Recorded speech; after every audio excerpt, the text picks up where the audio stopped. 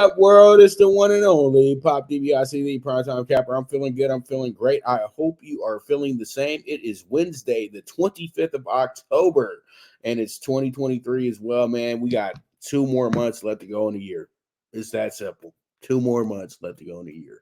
Because literally everybody always kind of just takes off the last week of December. You know that, but it's all good. Let's go ahead and jump into our first topic in hand, and that's going to be the Diamondbacks are one step closer to the impossible as they win the NL Pennant with a 4-2 win over the Phillies. Well, it's happened.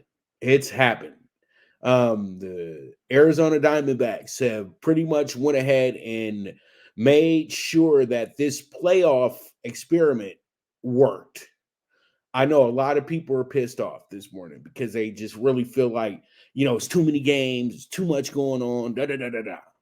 Well, you know what? At the end of the day, the team that didn't do any complaining about that was the Arizona Diamondbacks.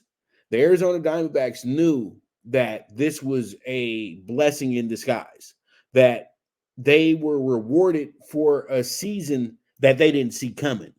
This team wasn't even supposed to win 60 games, let alone be in the playoffs. But this team persevered. They played good baseball the first 3 months of the year. Then they hit a wall. Then when it was time to get these final spots in the playoffs, they persevered again. Even though they had lost 9 in a row at one point. Didn't matter. This team stayed focused on the task at hand. They get into the playoffs. Brewers, fresh off of winning the NL Central, and pretty much, looking like they're ready to go to LA and play the Dodgers. This is just a formality for them because we're in Milwaukee. They shouldn't be losing the series, right? Well, the Diamondbacks didn't get the memo for that. And then they went against the mountain of their division, the Los Angeles Dodgers, a team that they have had some of the worst outcomes with over the last decade. And, they had lost to them last time they were in the playoffs as well, too. So what did they do? The first night, they go ahead and they pretty much ended Clayton Kershaw. Then the next night, they literally kind of just did the same exact thing, but to a young pitcher by the name of Bobby Miller. And then by the time we got to game 3, the momentum had got so good for the Diamondbacks. It was just, you hope the Dodgers can score some runs.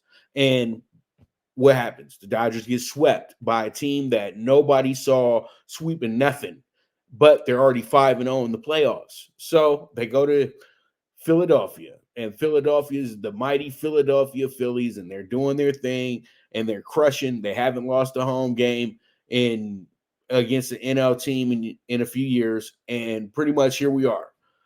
This is the formality. This is the point where the Diamondbacks are going home.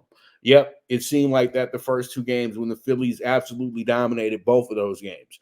Then they get to Arizona. Things change a little bit. Arizona has a good gutsy win.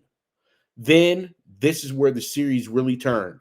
Game 4, it looks like the Phillies are about to win this game. Come 8th inning, here comes the Diamondbacks with a stellar comeback to tie the series. So you tell yourself, they're just making sure the crowd is entertained, things like that. This momentum probably won't keep going. And that was somewhat right, because the next game, what happens? The Phillies go ahead and win that game. And they won it in very convincing fashion. So everybody has their mind made up that the Diamondbacks are going to go to Philadelphia and just go get beat and go home. Nope. They came out guns a-blazing. We're already at 5-1 before we got to the 5th inning. Then they go ahead, pull it off, win the game, 5-1, no problem.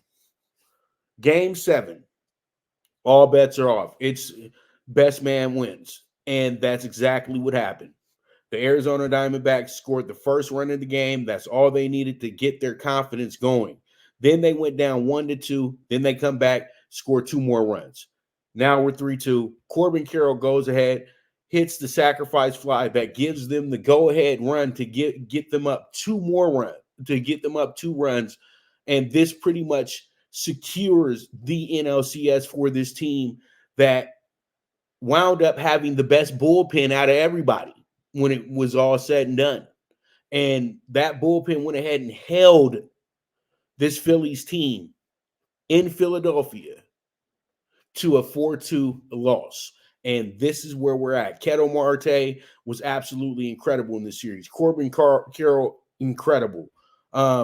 Everybody who was supposed to be good in this series for the Diamondbacks, they did their job. And that's exactly all you can ask for here. And congratulations to the Arizona Diamondbacks on winning the NLCS. And guess who went ahead and circled the Diamondbacks to get to the World Series? None other than your boy, Pop Dibiase. I went ahead, you guys saw it, the championship series bets. I had it Diamondbacks Astros, but now we got Diamondbacks Rangers. And I said off top, a Diamondbacks Rangers World Series would be probably a dream for the MLB offices when it comes to parity. And we got exactly that for this playoff situation that people had so many complaints about. But there's two fan bases not complaining about it, the one in Phoenix and the one in Arlington. So here we are, World Series. Diamondbacks or Rangers starting Friday. Me and Jeff are going to preview the World Series tomorrow when he comes on to the show. And then I'll have my play for you guys on Friday for Friday's show. So pretty much there it is. And just an incredible moment for the Arizona Diamondbacks as we move forward